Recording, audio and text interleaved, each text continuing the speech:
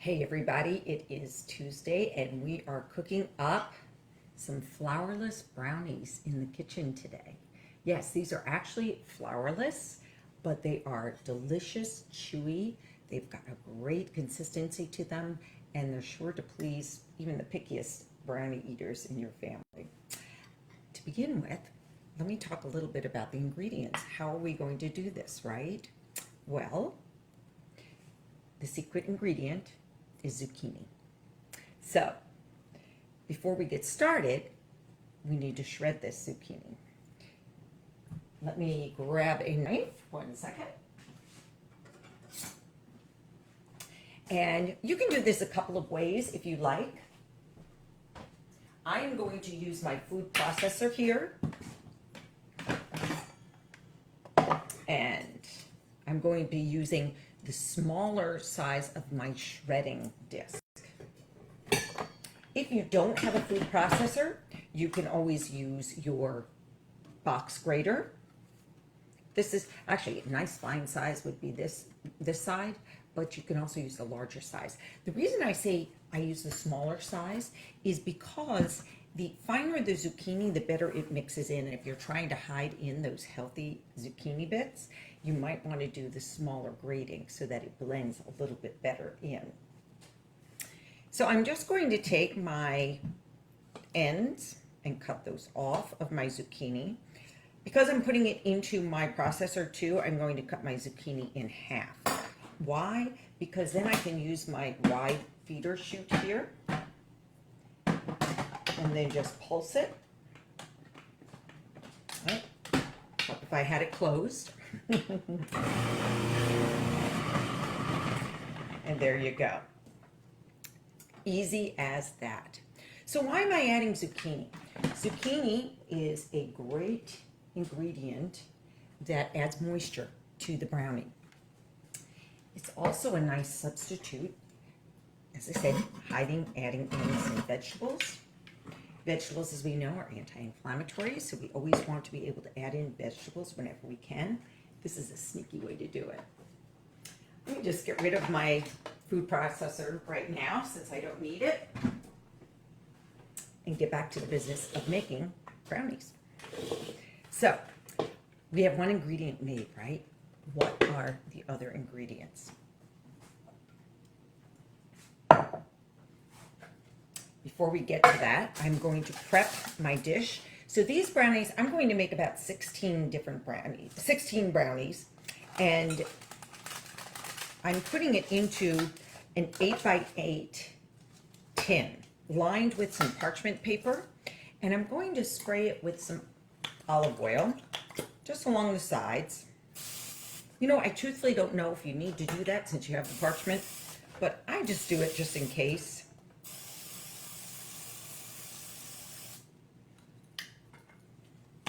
And I'm just going to set that aside.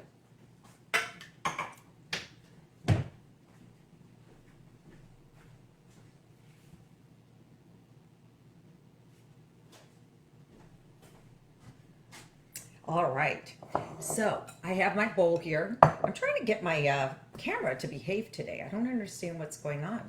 It doesn't seem to like me. Either it's chopping off my head or it's not letting me show you my countertop. Oh well, we'll opt for a little bit more of my countertop. Okay.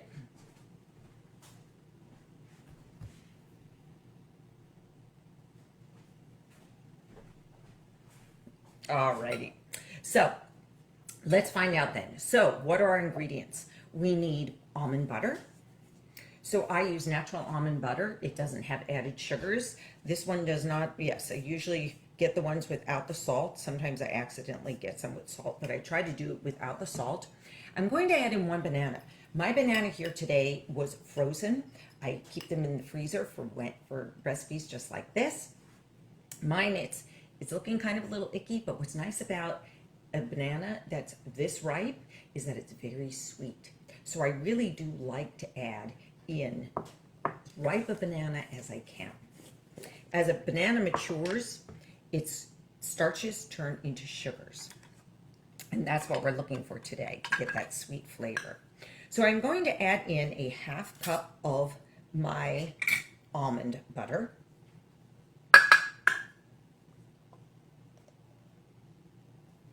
You can use creamy, you can use crunchy, whatever you prefer.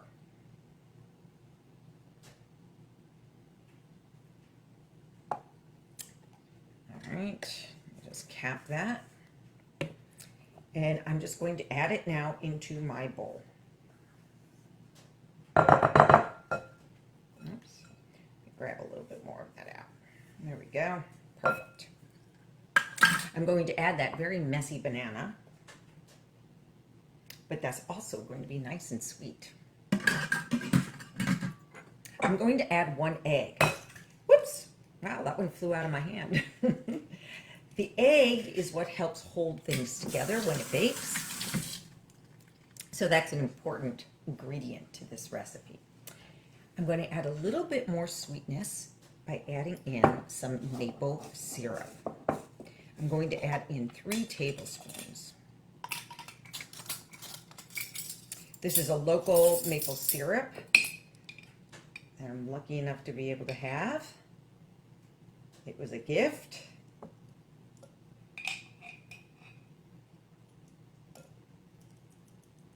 You could also use honey in this instance as well. There we go. Added in my maple syrup. So that was 3 tablespoons of maple syrup. And now the chocolate. So you have some options here if you'd like. I have some raw cacao powder that I'm going to use. I'm going to use a 1/4 cup of that. But if you like, you can use cocoa, which is more processed. I have a cocoa here. But you know what? You can always go for the standards. So I'm sure you've heard of Nestle's before, right? They all will work for this recipe. What's nice about the cacao is that it is not as processed as a cocoa. Cocoa is nothing more than processed raw cacao. The raw cacao has more of the antioxidants left in it because it's less processed. Just like any other food, the less processed it is, the more the antioxidants stay in there. And that gives us more antioxidants in our body that help us stay young and healthy and vibrant, right? So we want to get in as many of those antioxidants as possible. I added in my cocoa. I'm now going to add in some vanilla. So I'm going to add in 1 teaspoon of vanilla.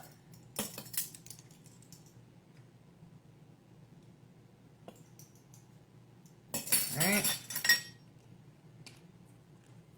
And then I'm going to add in a teaspoon of my baking powder. I just used my 1 tablespoon, so measuring spoon, so I'm going to put in 2½ teaspoons of my baking powder.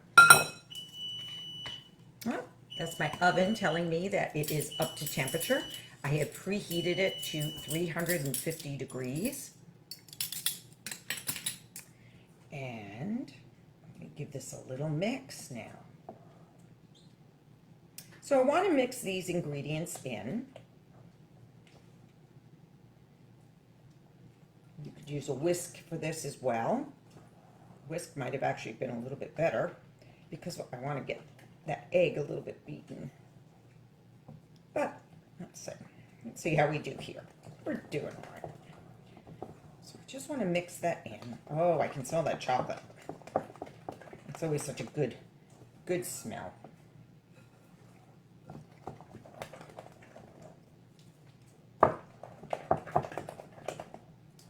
Now in the past, I've also added in a little bit of applesauce. Adds in a little bit more of a binder, a little bit more flavor. I found it really didn't make that much of a difference. I was trying to make it without the egg to see if I could make this eggless. Found out that did not work. So I leave that egg in there now. All right, so as you can see, we've got a nice batter going here.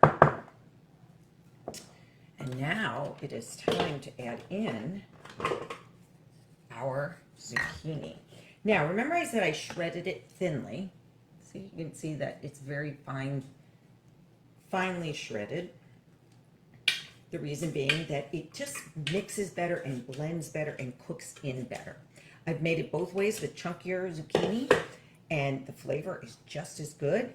Sometimes the chunkier zucchini maintains more of a crunch. Not much, but a little bit, which is kind of nice too.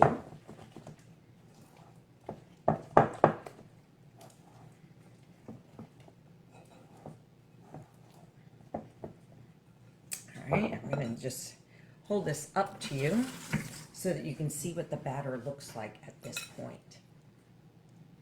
Here you go. So this is a great way to make a custom, like standard dessert that we're used to, just a little bit healthier. I've taken out the wheat, which has gluten. Wheats can be highly processed. They're simplified carbs or simple carbs. So not needing that, it doesn't even need a flour to hold it all together. Now, I could just leave the batter like this. You could add in chopped nuts. You could add in chocolate chips. I'm going to add in some cacao nibs, which is basically cocoa that has not been processed. They taste a little bit bitter, or more bitter than chocolate chips, I should say. But they add a little bit of crunch and a little bit more chocolatey flavor.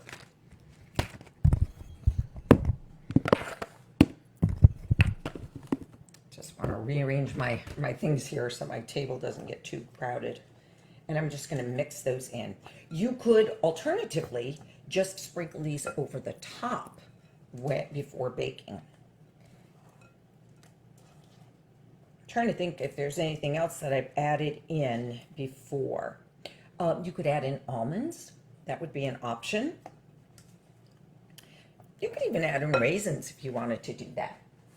So now remember, I have my prepared dish here. I'm going to pour in my batter.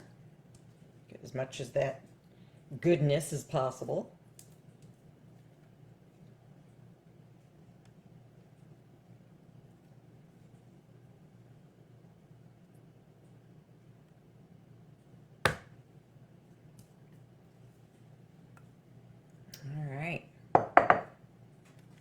And I'm just going to smooth out my batter, make sure it gets into all those corners. There we go.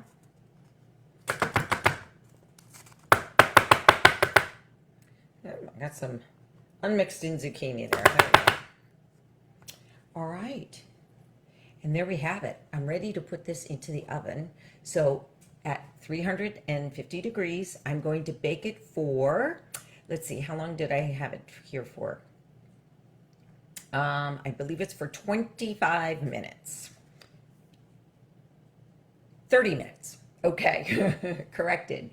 I'm going to put it in the oven for 30 minutes.